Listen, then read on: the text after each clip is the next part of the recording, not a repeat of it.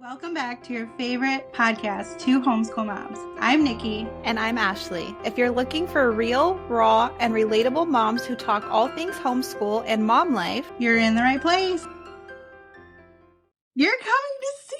I am coming to see you. I booked our trip and I'm so excited. I can't believe how fast that went. You're literally like, hey, can I come on this date, this date, this date? And I'm literally at work and I'm like, let me get back to you on that. Because not that I have a super popular life or anything, but yeah, so I'm excited. You're coming in April. I'm so excited because, well, that too. I know you wanted me to come when it was warmer, but I'm like, I don't want to wait to come see you. So I know, that's why I'm like, well, I'm kind of glad you moved it to the end of April because it'll at least be a little bit warmer. Yeah. Hopefully, knock on wood. Right now, I'm in a freaking turtleneck and fleece-lined pants because it's in the negative degrees.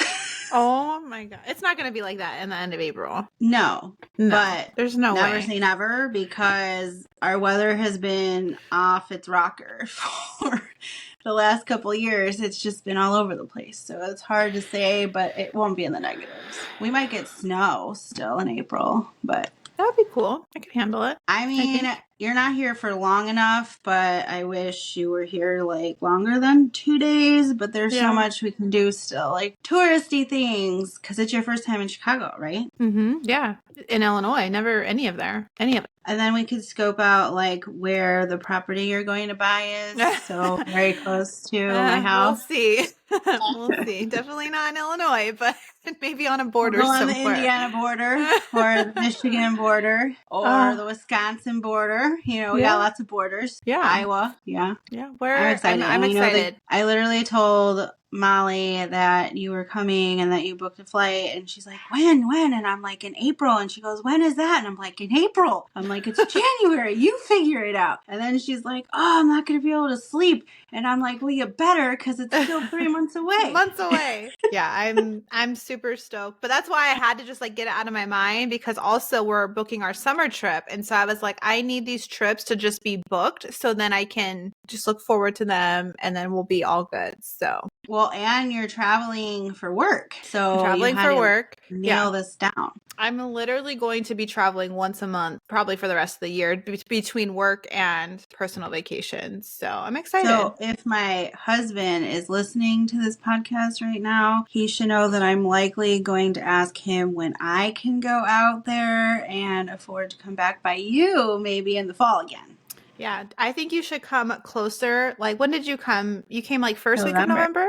Yeah. You need to come like mid-November, because then we'll have all of our Christmas stuff to go do too. Like where we do all of our lights and stuff. With the fake snow. With the fake snow. See, you get to experience desert life over here with fake snow. Yeah, I'd say so. And I'll make sure not to stick my tongue out to taste that. Yeah. Or my only other thought was, or we could drive to California and go to like Disney or something if you wanted to, because we're super close to Southern California. That would be super close. Fun. Yeah, because Nico. Are you hearing this, husband? Yeah, Nico has only he's been to Disneyland 3 times, but he was all under the age of 2. Remember. And so I feel, and the girls, Mila would want to go. Emma's over it. And so I'm like, I feel like Nico needs to go. And so even if it was just me, you, Molly, Mila, and Nico, they would have a blast. Oh my gosh, that would be so fun. So Josh, if you're listening, we're giving you months advance notice of our plans. So. Because I know he's listening, because he tells me that he listens to the podcast every week. So I'm like, here we go. Like, cough, cough, cough. So that means we'll be dropping hints in all episodes for future gifts and future travel plans.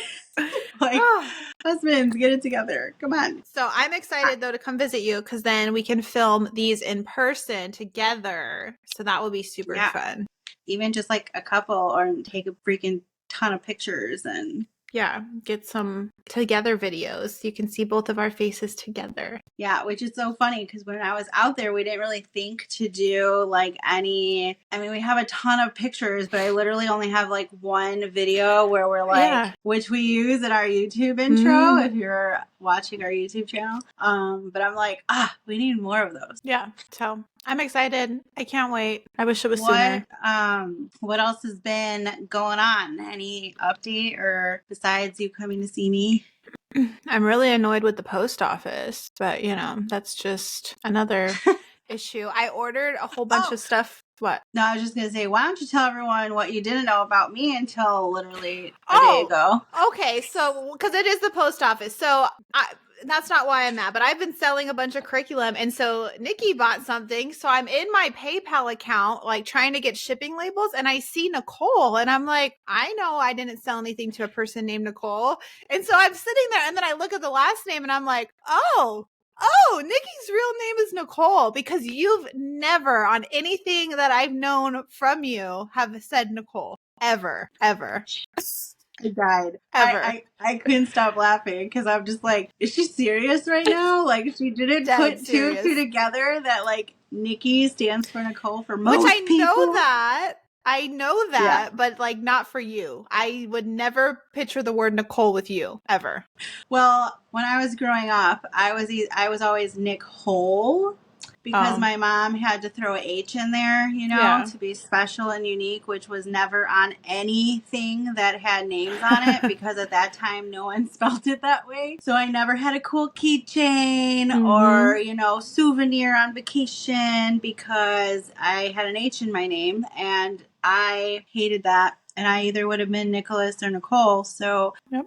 I don't know. My dad always called me Nickie. I don't even know why or what the theory is behind that nickname. And then I was just Nick to my mom, but then I just kind of landed with Nickie to everybody else. Yeah. So, yeah, I mean, nobody calls me Nicole. Nobody. Not my mom, not even when she's mad. I've just never been Nicole. That's wild. That's so funny. Yeah, it was funny. It was hilarious because honestly, this is the second person in like a week who brought this to my attention. I'm like, wow, I don't know. I just didn't. But then we talked about like how that's why we named our kids with like short names because we tried to avoid the awkward like nickname phase. Yep. And I totally call Molly Mal.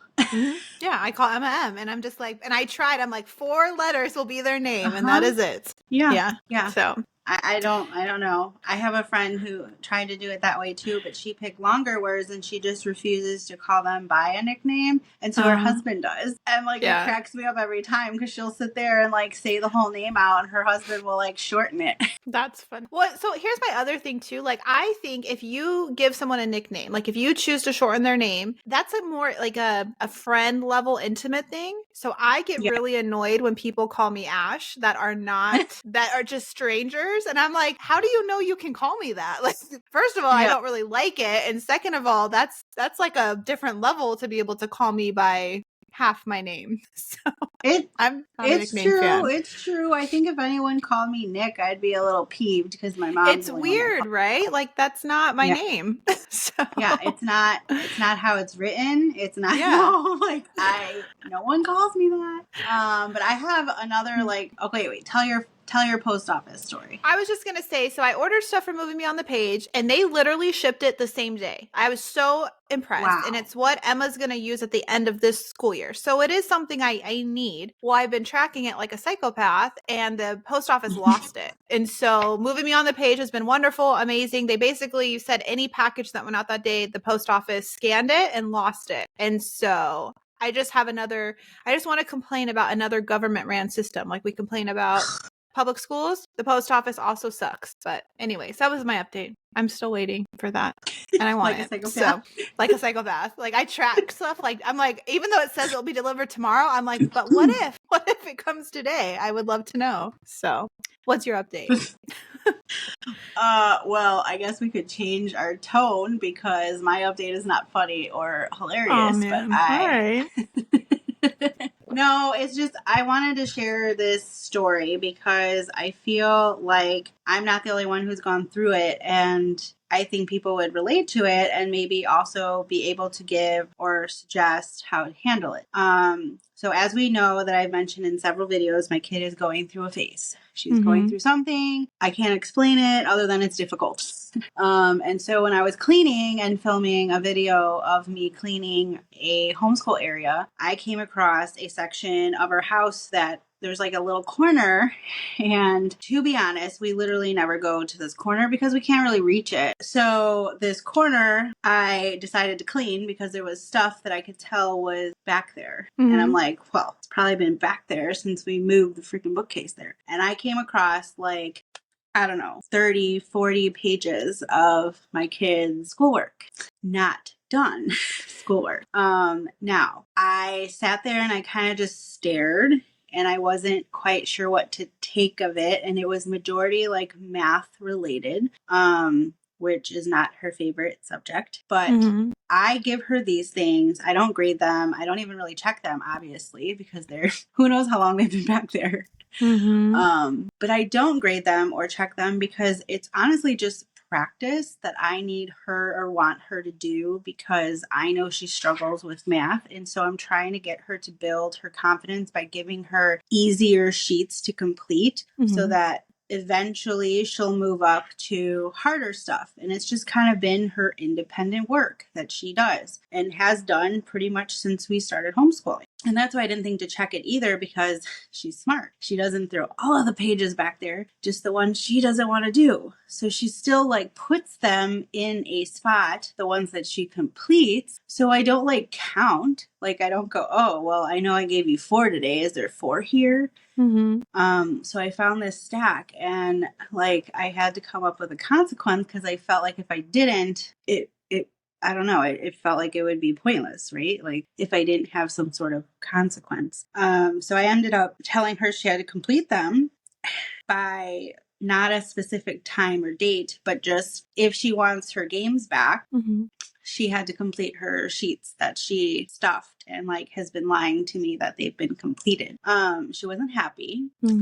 I ended up actually finding more in her room over the weekend, and that added to the lie because I told her to come forth if there were any other places that I might find this, and she didn't really say anything to me the first day. So I just assumed that was it. Yeah. Until over the weekend, we were adding something to her bed, a bed tent. And so I'm like, we got to clean this room. And I came across not math ones, but other ones now where it was like a different subject. And I'm like, okay.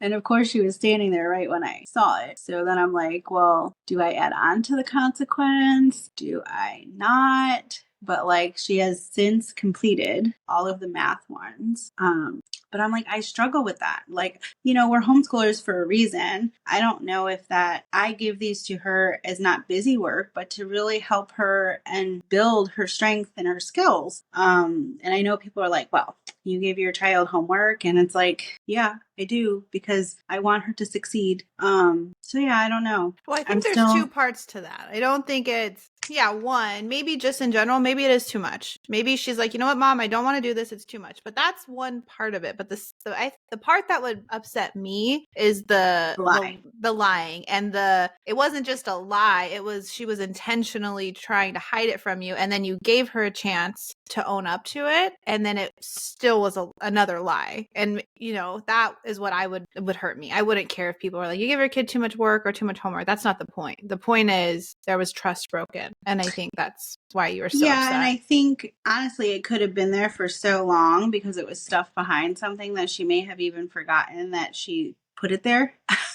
Because she got so much in the habit of just stuffing things that she didn't want to do. But I haven't quite come up with like, do I add to the consequence? And she did complete the math ones. Like I wasn't going to have her do those because they were so crumpled that she couldn't fix the paper enough to redo them. And she's like, I asked her, I'm like, well, why did you do this? And she's like, well, I just don't like to do them. I'm like, you got to give me more than that. I'm like, what about it do you not like to do? And it turned into, well, I already do that in some of my schoolwork, so I don't want to like redo it. And I'm like, okay, fair point. I'm like, a lot of the times I'm not really reading what's on the page. I'm just pulling them from books. And so I'm like, she's like, well, can you at least only give that to me maybe once a week?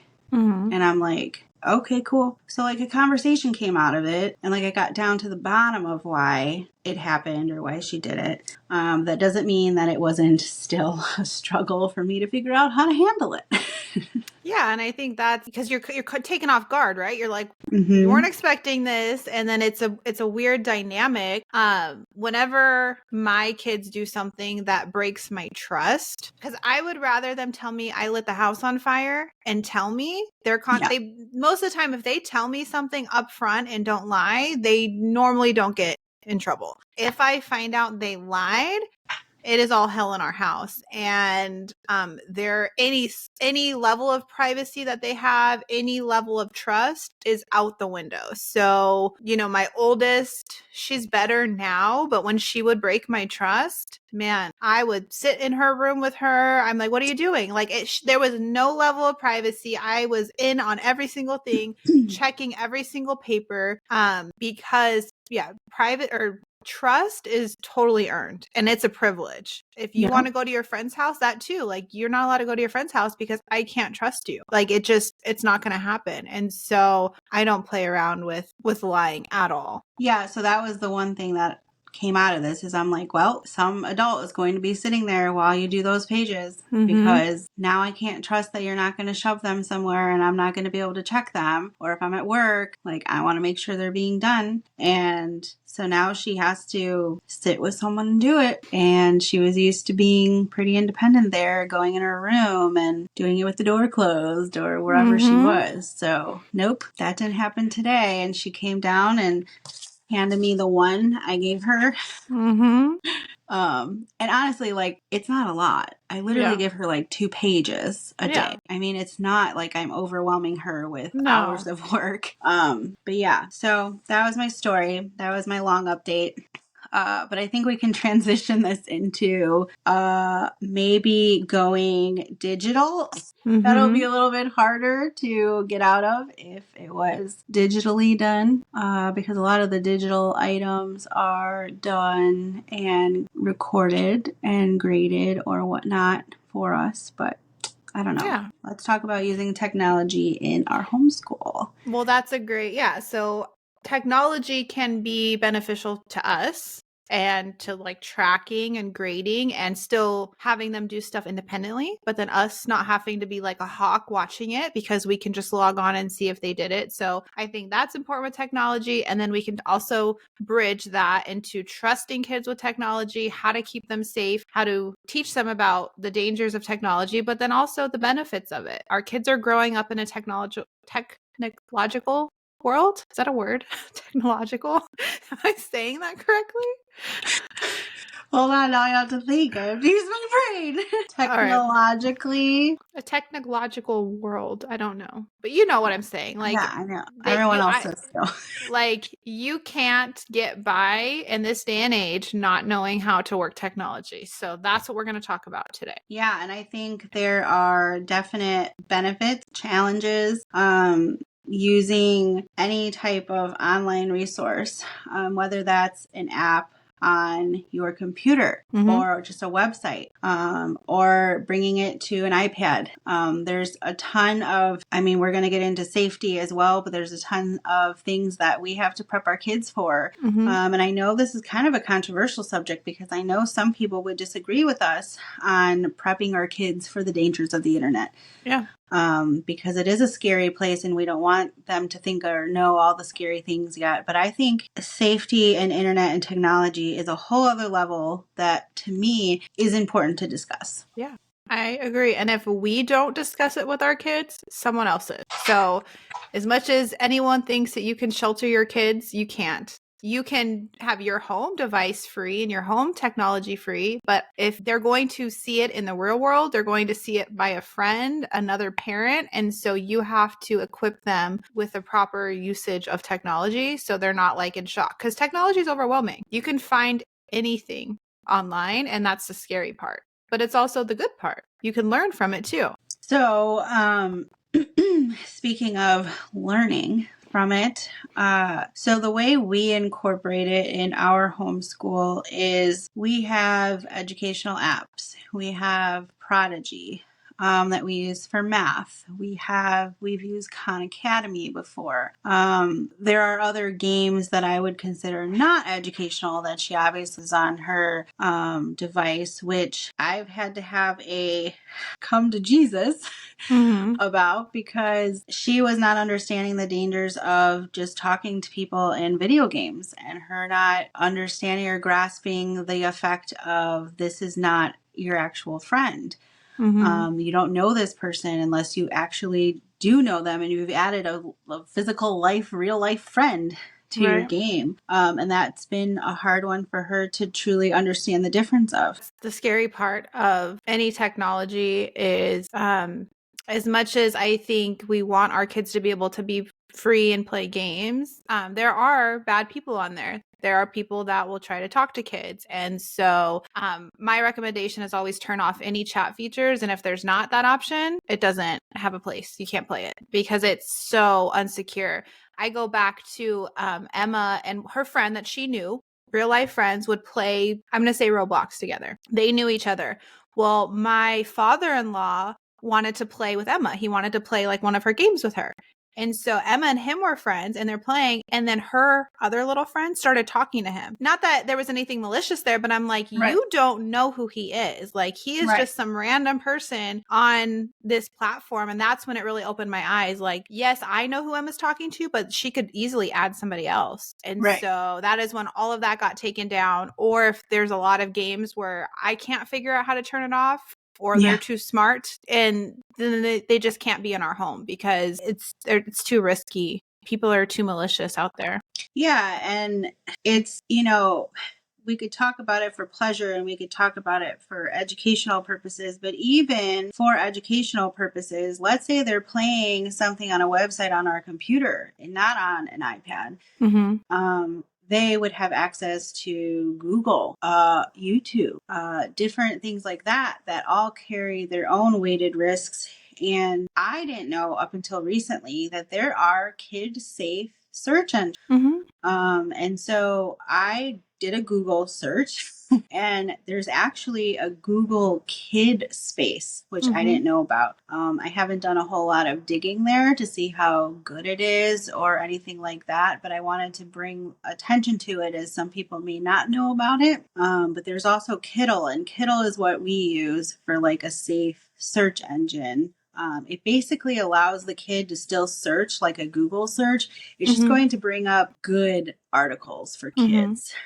Because we all know that you can type in one wrong thing on Google and you're going to see something that you didn't need to see or want to, or you don't need a kid to try to have to feed through that and pick. But there's also ones called Kidzsearch, Kidz. I think that's what we use. That sounds familiar to what I think we use. And there was a Google Scholar and Kidrex, which I honestly had not known about any of these until I did this Google search. So I'm going to be on a mission this week to see what I can favorite on my computer for her and for her computer. I think it's not important. It's important for safety, but I have something to add for safety because this is just a website you're going to. This does no protection on your computer. But like Google Scholar, that is important to teach your kids to find trusted sources when getting information. And I think that's how like Kiddle is too. Like they're providing good search results, so you're getting good information. You're not getting like a Wikipedia page. You're getting vetted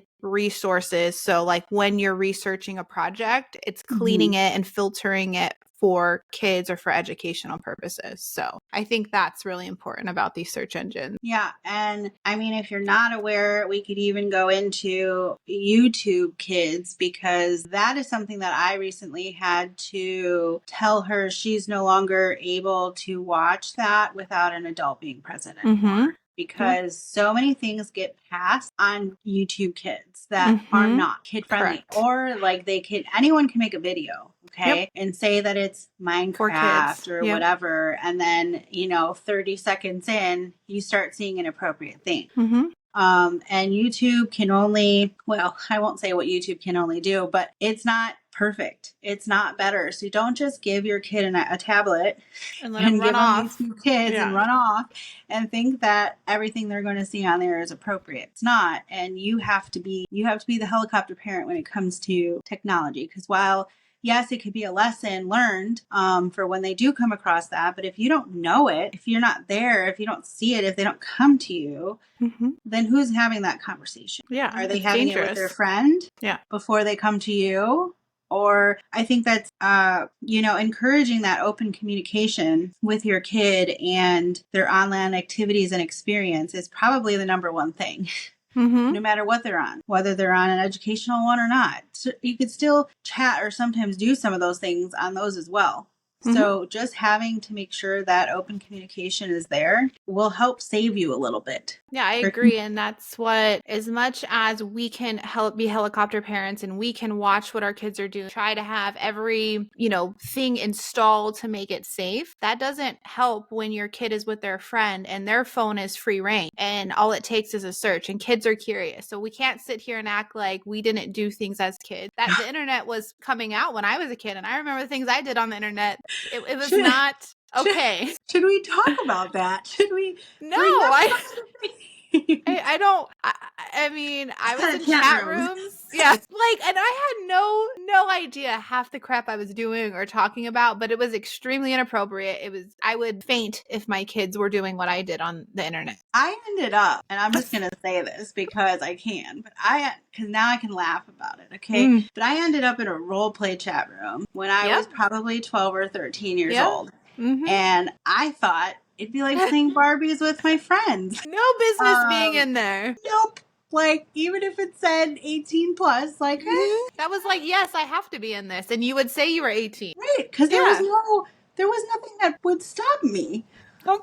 And so, boy, did I learn my lesson. I'm sure you learned a lot of stuff in there. So I was talking to people in other states and I thought it'd be so fun to have friends everywhere. And oh boy. So my mom actually drove me when we went on our vacation to New York.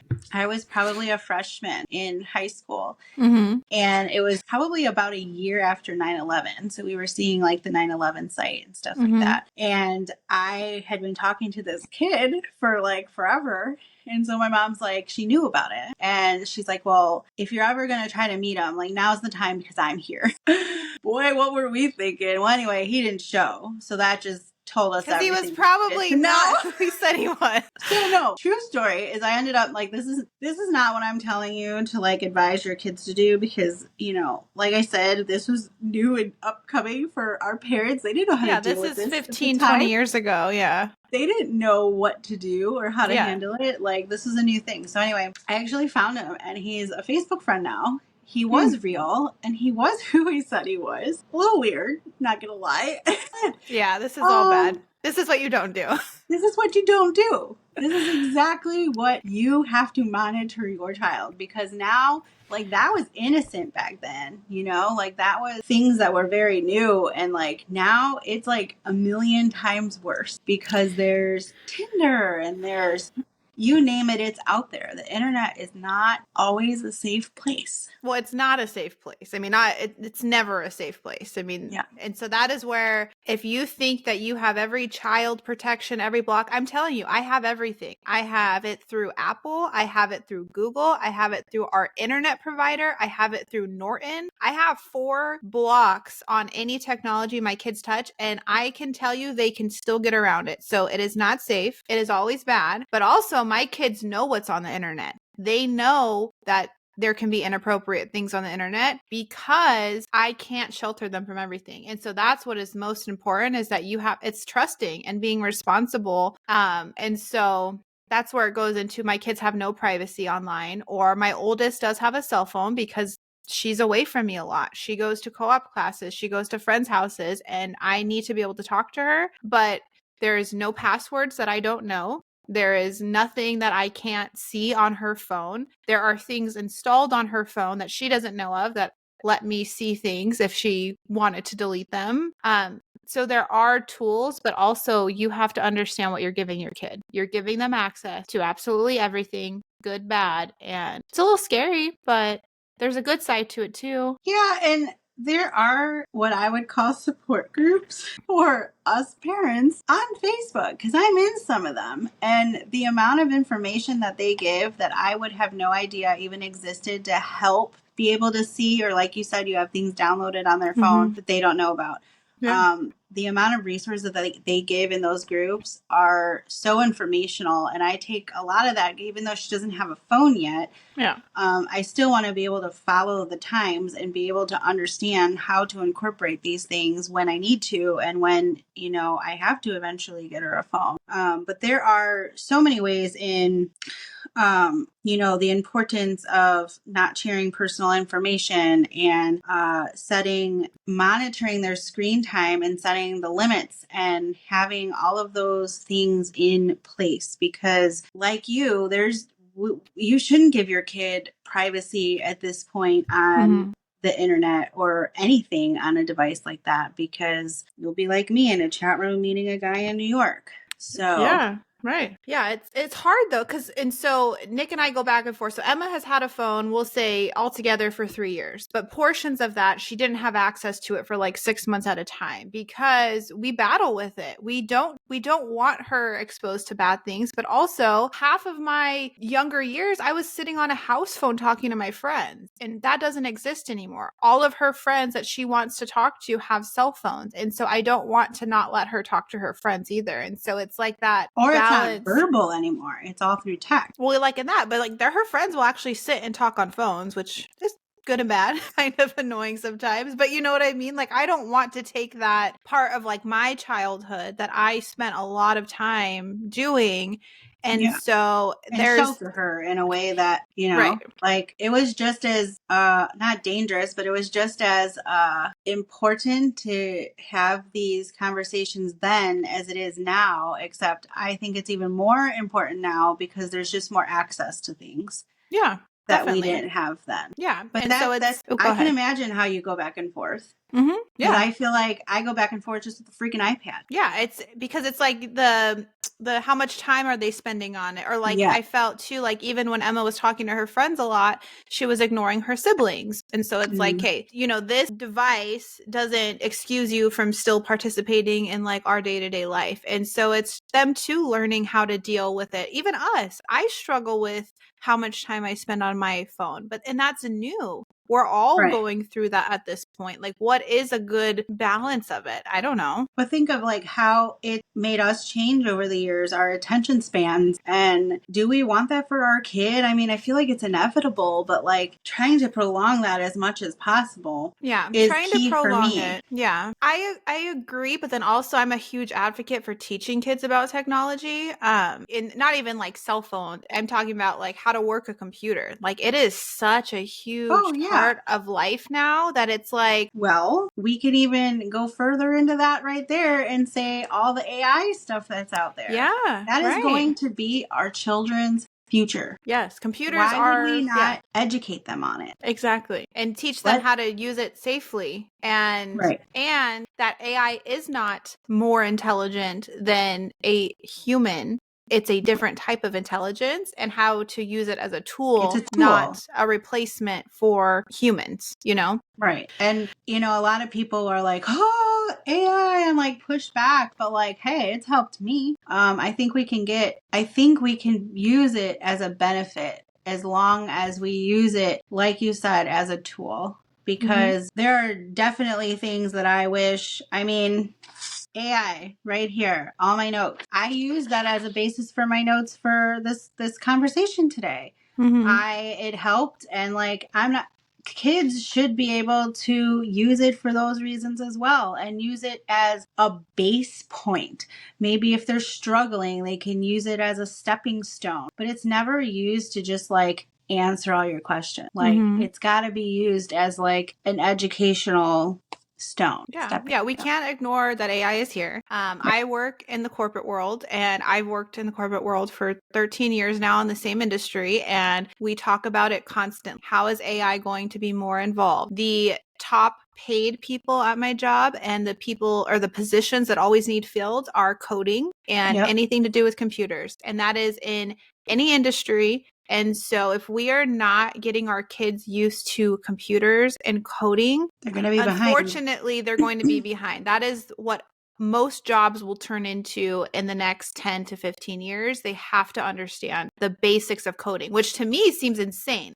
I tried to get in coding and I'm like, my brain doesn't work that way because we were playing paint on computers, in school. I know how to spray paint pretty well in paint, yeah. but like Or like that Oregon is Trail. yeah, like if go apply for jobs right now, entry level jobs are asking you have basic coding skills. And so that is something that I really like about technology. I have a bunch of companies I've worked with for homeschooling that are also trying to get this into more homeschoolers, where it's like online courses. It teaches them how to use Word, PowerPoint, Excel. Yes, tell us all about that. So I think we should link everything. Like you're going to link all those search engines you had. I will link these companies.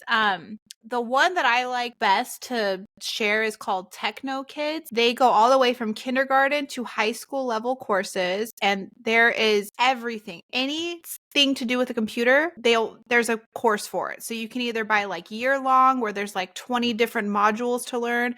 It starts at the basic, like what is a computer? What's a mouse? What's a printer? And then it goes into make a PowerPoint presentation, make an Excel, start a business. It shows you everything you can do with technology. And then I want to say in the high school levels, it becomes like credits for computers. Wow. So I love that one because you can kind of pick and choose what like module you want your kids to do. And then the other one is My Tech Lab, where they're actually live online courses. So you and the teacher and other kids are logged on, but you're doing stuff on the screens, and that's all coding. So that is showing them how to build game, how to code a computer, how to make a robot work. So like that is so important, and that is not talked about. I rarely see any homeschooling family talk about that stuff. Ever. Yeah, we have a book. We actually got an Usborne book, which I don't even think Usborne is a thing anymore, or they got called bought Paper or something. Pie. Yeah, they're still around, but yeah, Molly was learning to code about a year or two ago, and she was loving it. Yeah, and she's very good at it. And then for whatever reason, the book got misplaced, and so we just stopped doing it. But that just reminds me to get her back into it because it's only going to benefit her. It's only going to make it well for her down the line. Yeah, that's all it is like another step for her. But I love those companies you're talking about because so much she's curious about. She loves to write her own stories even, and she likes to go on her computer and use Word to type them out. And so many times she has these questions for me, and I don't always have the patience to sit there and like try to teach her what I know in Word. And there's other things that I'm sure she could utilize in there that, I don't have anything to guide me along other than like my own explanations, which aren't always the best to explain to a 9-year-old now. Yeah, well, like you know how to use Word, but like to teach Word is completely different. And I feel the same way because to me, it's like, what do you mean you don't know how to bold something? Like, isn't it obvious how you do that? And so it's like, yeah, you have to go back. And I think about it when my kids are doing like writing papers or doing presentations. I think public speaking is important. I really do. But I'm telling you, every week at work, I am putting together a deck, which is PowerPoints, because that's how everyone presents now. You present in a slideshow. And so that is like a basic notepad skill that we used to know. Now it's putting together decks. And so they have to know this stuff. I feel like PowerPoint started with like convincing someone of something as well. And I just feel like she would use that to convince me of all the ways to let her have something. If she created like a presentation like, Mom, we need to talk, I would give her a gold star. I'd be like, cool, let's do it. I think of, I don't know if you've ever saw a couples retreat, but oh man, he has a PowerPoint and how to convince them all to go on this vacation. And that just reminded me, I'm like, she's going to be that person. She's going to PowerPoint the crap out of me someday and convince me all the points to make. But you know what? That's technology positive in our homeschool because it's something we cannot go around. This is going to be our future, our kids' future, our kids' futures. This is not going to go away anytime soon. So it's best to be educated and know as much as there is to know about this. If you like this topic, if you have any specific questions or things that you want us to dive into deeper, or different types of topics that you think are something that we can discuss, please let us know. Email, comment on YouTube, whatever it is, because we like picking apart these topics and telling the pros and cons and all there is to know. Or also, if we missed anything, enlighten us, because we're always very curious on adding more things to our database here. Yeah. All right. Do you have anything else, Dan? No, I don't. I think I've said enough. I'll probably go back through this and be like, oh man. And we will try to link everything below on our YouTube. And I think it'll be linked below on the podcast as well. But yeah, that's about all we have for you. We'll see you in our next one. Bye, guys. Bye. We want to hear from you. Your feedback is invaluable to us, so let us know your thoughts on today's episode. Share your topic suggestions or ask us any burning questions you may have. Your input shapes the direction of our podcast, and we're here to create content that resonates with you. If you enjoy listening to homeschool stories, curriculum reviews, advice, struggles, and overall mom life, this podcast is for you. But so is our YouTube channels. Don't forget to check out our individual channels. We share even more content, insights, and a behind-the-scenes look at our lives. Thanks for listening.